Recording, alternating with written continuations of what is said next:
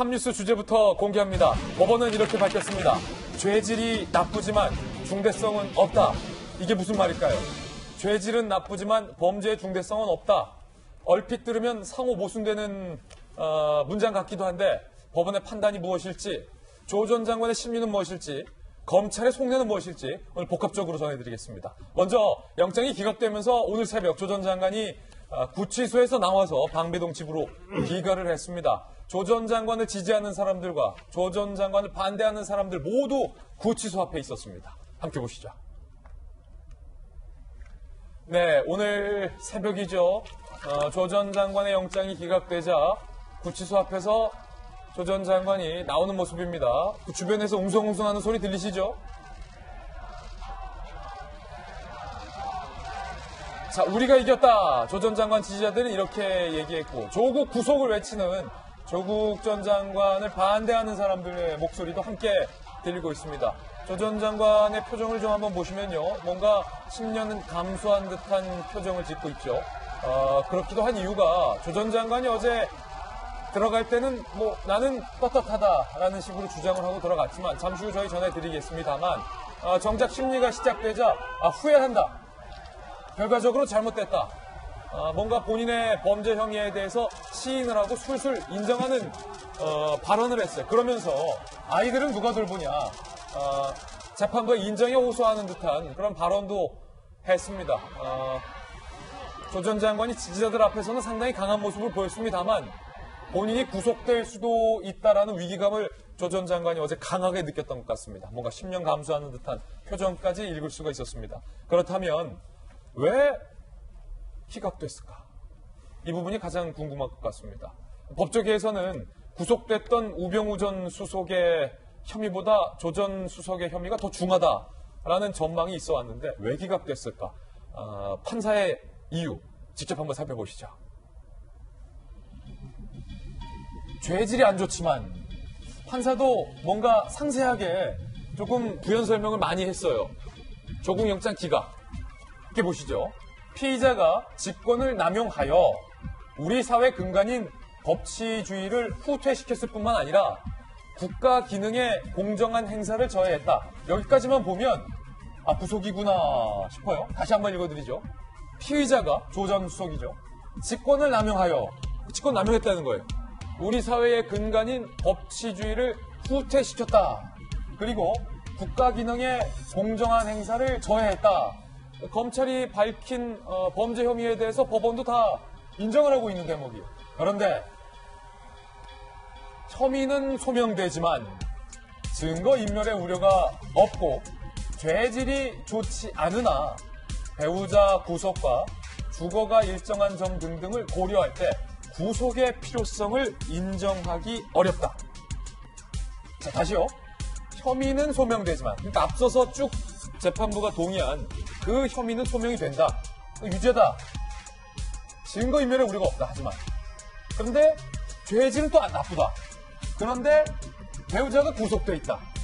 뭔가 반전이 뒤에 나오는 상당히 상세한 설명.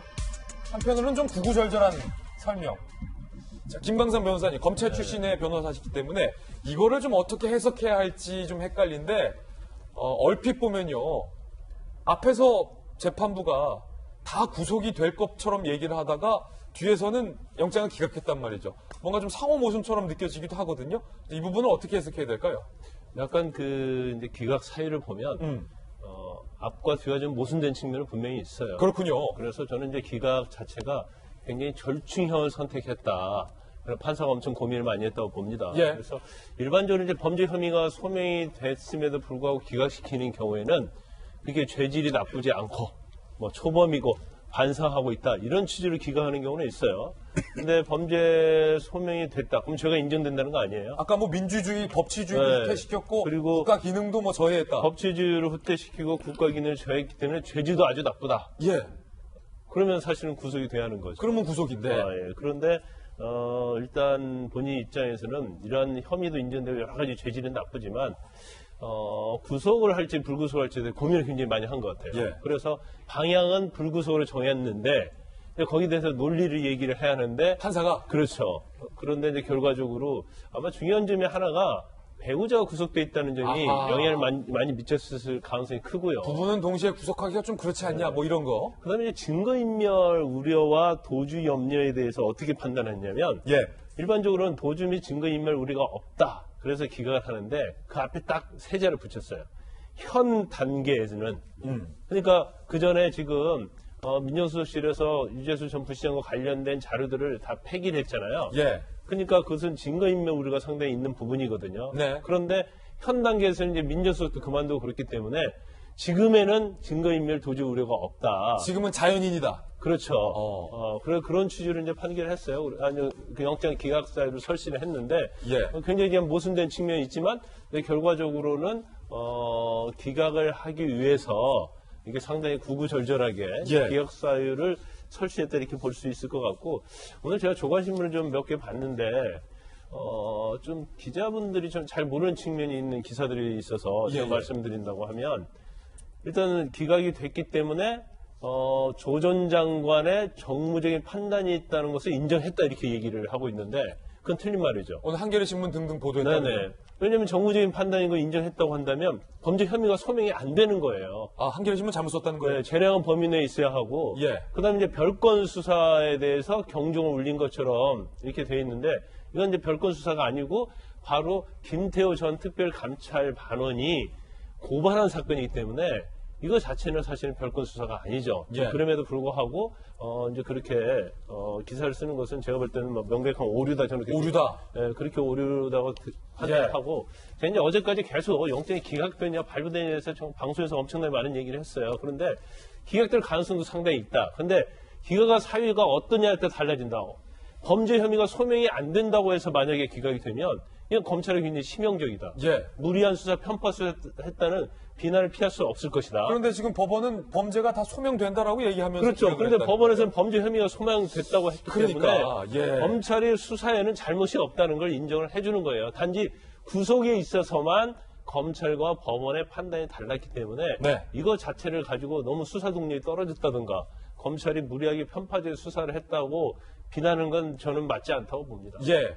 자, 어제 법원의 판단에 대한 충분한 설명과 함께 또 이제 몇몇 언론사의 어떤 방향에 대해서까지 좀 비판을 해주셨는데 결과적으로 구속이 안 된 건 김영주 의원님 두 가지네요. 아내의 구속, 아내 정경심 씨의 구속, 그리고 나는 자연인이다. 자연인이기 때문에. 네. 실제로 그런 의미에서 민주당의 논평이 저는 적절하지 않다고 생각한 거예요. 민주당이 뭐라고 논평했죠? 합리적인 결정을 했다. 법원이? 예. 그러니까 법원이 그러면 혐의가 소명됐다고 얘기를 하는데 합리적이다. 그렇게 민주당이 논평을 한 건 홍익표 대변인이 했죠. 그리고 정말 중요한 구속됐냐 안 됐냐가 아니라 진짜 방금 변호사님 말씀하신 대로 현재의 말하자면 검찰이 올린 부분에 대해서 재판부가 소명됐다 안 됐다고 보는 것의 쟁점이 중요한 부분이었다고 보여지는 거예요. 예. 그리고 한편으로는 솔직하게 얘기하면 어쨌든 우병우 전 수석 케이스가 됐기 때문에 우병우 수석도 두세 차례 보강 수사를 통해서 구속에 이르지 않습니다. 몇 차례 기각을 통해서. 그다음에 핵심적인 쟁점은 말하자면 형사소송법이냐 정부조직법이냐예요. 대통령 직속에 있는 수석이 갖고 있는 권한이 뭐냐, 직무가 뭐냐 그런 부분이거든요. 형사소송법상으로 보면 공무원의 유세수권에 대해서 공무원이 잘못을 했을 때는 고발해야 된다는 부분과 대통령 비서실에 있는 사람이 그 부분을 수사하고 고발하는 것이 직무 안에 있느냐의 쟁점이거든요. 그 부분을 따져보는 것이 저는 중요하다고 보는 거고요. 그러면 말씀 주세요. 어쨌든 그런 의미에서 아까 말한 대로 재판부는 굉장히 말하자면 초기에 세게 나온 것이 결과적으로는 말하자면 불구속, 기각의 원인 제공으로 드러나는 것 같다. 그러면은 두 분의 말씀을 종합해 보면 어제 재판부가 조 전 장관의 유재수 감찰 무마 의혹과 관련돼서 직권을 남용했다라고 사실상 재판부도 생각을 하고 있다. 하지만 구속의 필요성에 대해서만 검찰과 의견을 달리했다라는 건데 검찰은 즉각 반발했습니다. 검찰 측 상황 함께 보시죠.